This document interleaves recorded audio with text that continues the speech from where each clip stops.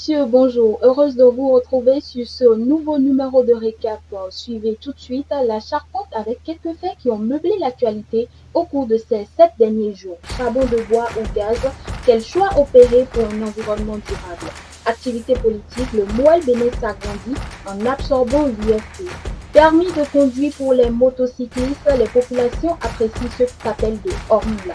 Pour la préservation de l'écosystème, l'utilisation de certains combustibles mérite une attention au regard de leur impact sur la nature. Entre le bois, le charbon de bois et le gaz domestique, quel choix opérer pour la cuisine afin de préserver la nature pour les générations futures? Face à cette interrogation, les avis divergent dans le rang des populations compte tenu de certaines réalités. L'environnementaliste Pierre Dossa énumère les nuisances des combustibles bois et charbon de bois sur la santé humaine. Suivez ce numéro de BL Reporter avec Hilbert Ida, Gloria Akoaku et Gérard Chal. Le charbon de bois, le bois et le gaz domestique sont 3 combustibles utilisés le plus souvent par les populations pour la cuisson des repas et d'autres usages domestiques nécessitant la chaleur. Le charbon de bois et le bois même proviennent de nos forêts et savanes sur toute l'étendue du territoire, pendant que le gaz domestique, lui, est importé. Le choix de l'un de ces combustibles, qui dépend du niveau de vie, de l'usage ou encore du milieu, sont autant de paramètres qui entrent en ligne de compte pour son utilisation. J'aime les deux car nul n'est important plus que l'autre. Les deux se complètent mutuellement. En cours de chemin, si le gaz se termine, on fait recours au charbon en attendant son chargement.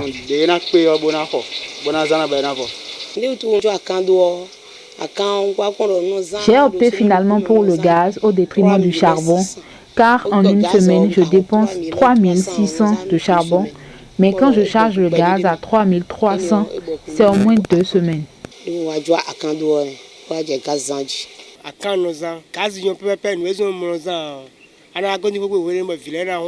J'utilise le charbon. Le gaz est bon, seulement nous avons peur de son caractère explosif à cause des enfants. Sinon, le gaz est rapide.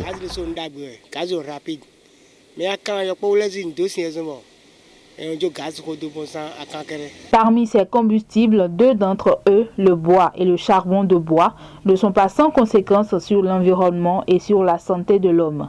Les forêts et les savanes subissent une pression qui occasionne l'avancée du désert, les inondations et l'irrégularité des saisons, bref, le changement climatique. L'environnementaliste Pierre Dossa évoque ici les nuisances de l'utilisation de ces 2 combustibles. Plusieurs effets sur la santé ont été constatés auprès des ménages qui utilisent le charbon de bois. Vous savez, la fumée de charbon de bois perturbe les cellules membranaires, ralentit le système immunitaire et endommage les cellules inflammatoires qui protègent et nettoient les voies respiratoires. Vous savez, le charbon de bois émet le dioxyde de carbone, qui est un gaz inodore et incolore. Qu'est-ce qui se passe à ce niveau? Ce gaz ralentit la capacité du sang à fournir l'oxygène au tissu, ce qui peut créer déjà quoi? De stress au cœur. Non seulement ça, quand ce gaz, je veux dire de monoxyde de carbone, est inhalé en grande quantité, ça crée quoi? La fatigue, la désorientation, la confusion, des maux de tête et aussi des étourdissements. Pour réduire cette pression sur l'écosystème indispensable pour la survie de l'espèce humaine, de son cadre de vie et d'autres espèces, les citoyens proposent la réduction du coût du gaz et la vulgarisation de son usage. Si on peut faire tout possible pour que le président Talon recommande l'usage du gaz uniquement, ce serait bien. Sinon, on a peur du gaz à cause de sa cherté.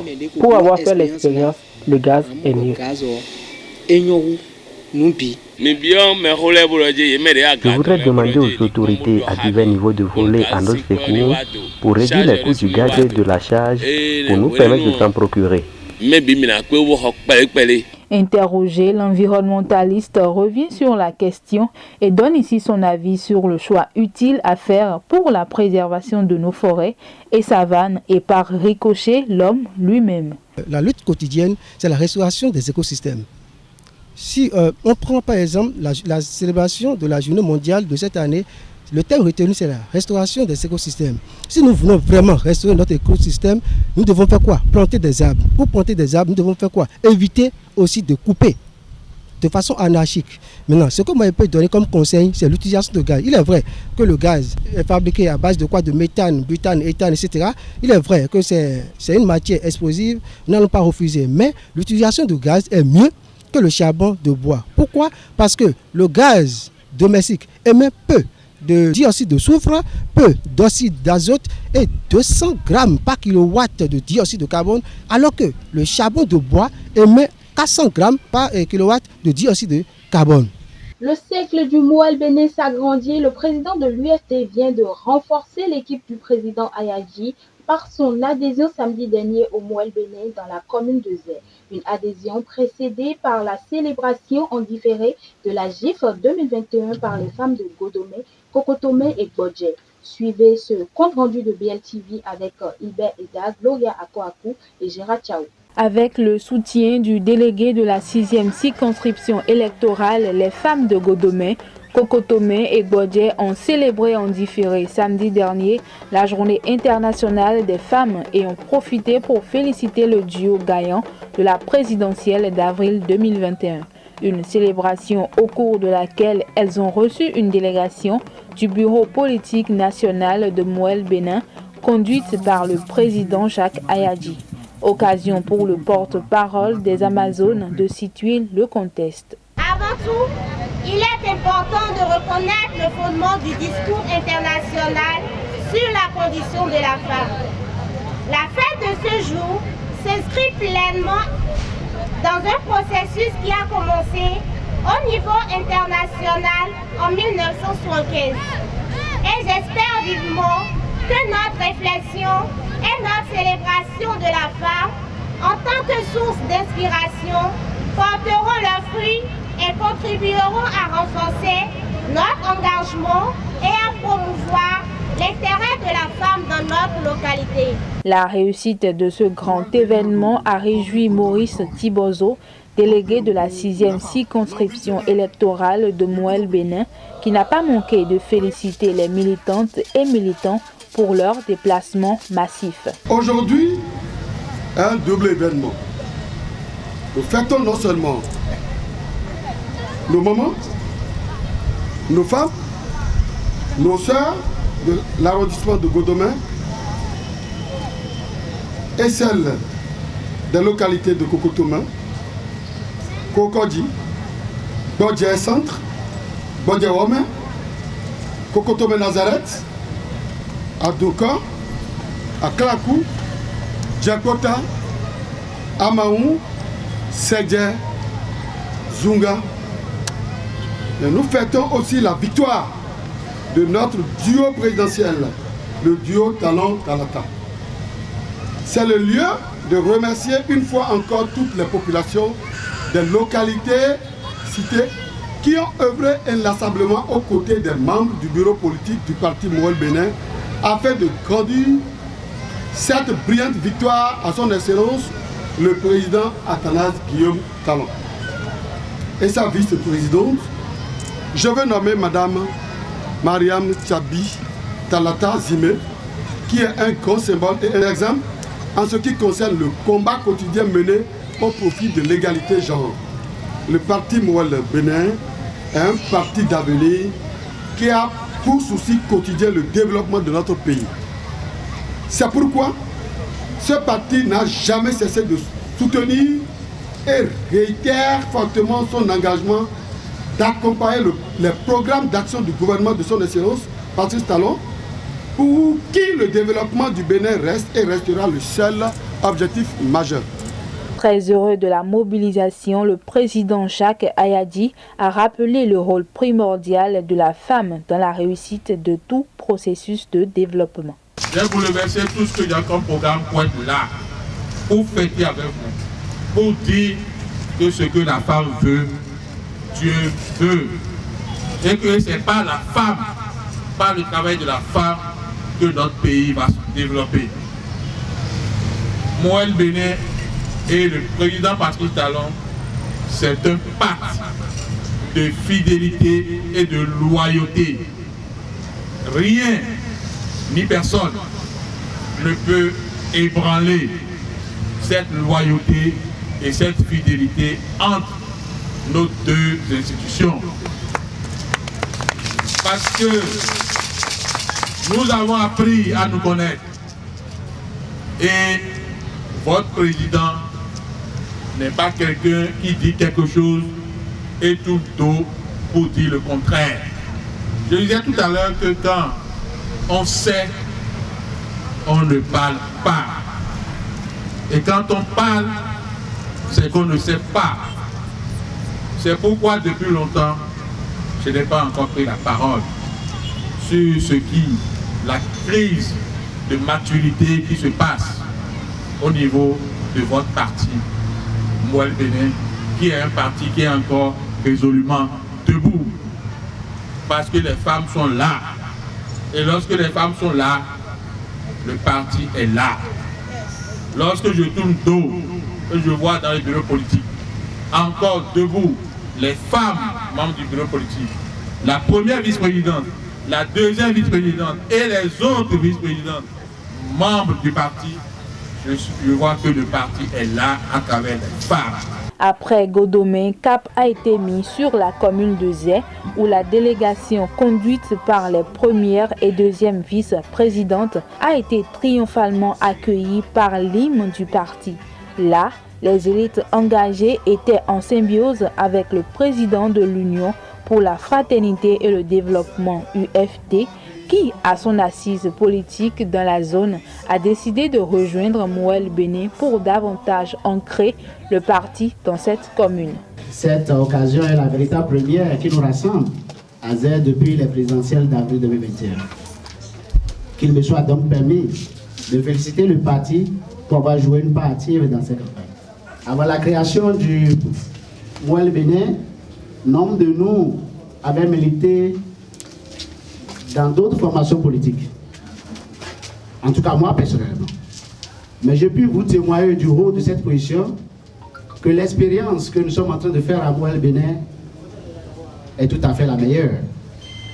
Mouel Bénin est un parti hautement structuré du niveau national jusqu'au nouveau arrondissement. Aujourd'hui est un grand jour pour le parti et il en est de même pour la coordination communale de Zé. Parce que marquant l'adhésion formelle et officielle d'un grand homme, la coordination communale de Mouel Bénin, par ma modeste voix, vous félicite pour ce choix opéré. Une telle ambition politique ne peut se réaliser véritablement que dans un cadre légal, dans les conditions qui favorisent la libre expression de nos ambitions et bien entendu avec des femmes et des hommes avec lesquels nous partageons les mêmes convictions politiques et idéologiques. En considération de ces critères de choix et en tenant compte du fait qu'il est un parti de l'avenir avec une vision prospective, notre choix ne peut que se porter naturellement sur Mouel Bénin. Nous saluons ici le leadership et la capacité managériale de son président, M. Jacques Ayadji.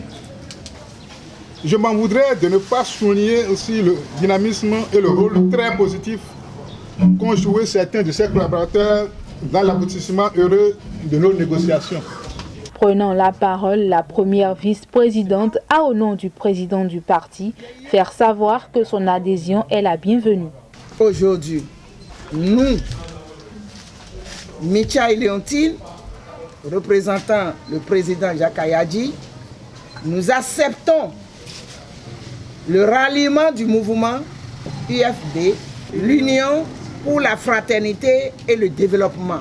Et qu'en retour, nous revenons ici avec le président Jacques Ayadji pour diagnostiquer davantage les mots de Zé et soit l'interlocuteur auprès du président Patrice Talon. En attendant les manifestations officielles du parti prévues le 24 juillet prochain à Azové, pour plus de dynamisme de nouveau départ, le Mouel Bénin peut se réjouir du bilan convaincant à mi-parcours en réussissant son déparasitage. Pour réduire les risques liés aux accidents de circulation dans le département du littoral, le préfet Alain Ormoula a appelé les conducteurs d'engins à deux ou à 3 roues à passer le permis de conduire, ce qui est diversement apprécié par les populations.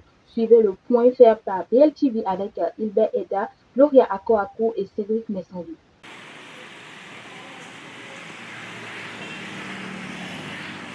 Les récurrents cas d'accidents constatés sur les routes sont pour la plupart dus à la non-maîtrise du code de la route. Cette situation inquiète les autorités à divers niveaux qui ont décidé de prendre le taureau par les cornes. Dans le département du littoral, le préfet Alain Orunla a déjà appelé les motocyclistes à 2 roues et 3 roues à passer leur permis de conduire. Contrairement à son premier arrêté qui a été mal accueilli, cet appel du préfet a connu une toute autre appréciation au sein des populations. Pour ce qui concerne la décision relative au permis octroyé aux 2 roues, je crois que c'est une décision très courageuse et salutaire dans un premier angle. Dans un autre angle, je dirais que c'est difficile. C'est difficile pour le Bélinois Landa, surtout nos émidiamans. Ce préfet a perdu. Il a perdu. Certainement, il n'a pas bien vu, il n'a pas bien analysé avant de le dire. Et c'est grave, c'est dégueulasse. Le préfet a parlé. Oui, c'est une très bonne décision. C'est pour notre sécurité. C'est pour notre sécurité. Moi, je ne trouve pas un truc si grave. Hein. Malgré cette volonté manifeste, les populations n'ont pas manqué d'attirer l'attention du nouveau préfet du littoral sur la cherté des produits de grande consommation qui sévit actuellement. Une période qui ne leur permet pas de faire face à des dépenses que peut générer le permis de conduire. J'appelle l'État de venir à notre aide, de ne pas aller brutalement, d'aller mollo et de prendre des mesures qu'il faut, c'est-à-dire subventionner. Pour l'État, que de nous aider, de ne pas nous attaquer trop. De voir comment il va faire de telle façon qu'on ne va pas sentir avant de prendre le permis. La saison des pluies rime avec une prolifération de toutes sortes de maladies, dont principalement les maladies hydriques à cause de nombreux gîtes lavaires, les flaques d'eau, les bas-fonds et autres collecteurs à ciel ouvert. Toutefois, certaines mesures peuvent être prises par les populations de nos villes et campagnes pour se protéger contre ces pathologies. Suivez ce reportage de Gloria Akoakou et Gérard Chao. La saison des pluies, avec les flaques d'eau contenant des ordures et le manque d'assainissement du cadre de vie, expose les populations à de nombreuses pathologies, dont les maladies hydriques. Ces maladies liées à l'eau ne sont pas sans conséquences sur la santé des populations. Dr Didier Agozoingbe, épidémiologiste, médecin coordonnateur de la zone sanitaire Cotonou 6, évoque ici ces maladies avec leurs corollaires. Les maladies hydriques étant définies comme les maladies qu'on contracte en consommant de l'eau ou bien en étant en contact avec de l'eau souillée. Donc ce sont ces maladies-là qu'on qualifie de maladies hydriques.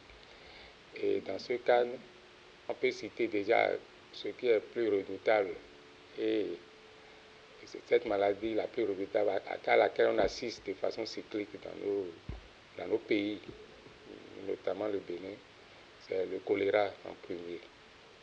Autre maladie, et ça c'est déjà, ce n'est pas nécessairement la méditerranée que parce que l'eau, quand il y a une grosse quantité d'eau, et avec les marécages et autres, ça constitue des gîtes de moustiques, gîtes lavaires, ça peut de façon indirecte entraîner le paludisme. Et là, par exemple, ce n'est pas nécessairement la consommation de l'eau, mais ça, c'est un problème d'assainissement de l'environnement lié à la présence de l'eau, ça peut donner le paludisme.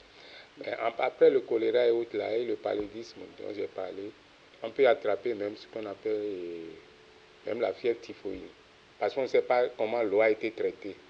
Et que cette eau, les légumes, les aliments crus ont été traités par cette eau qui n'a pas été désinfectée.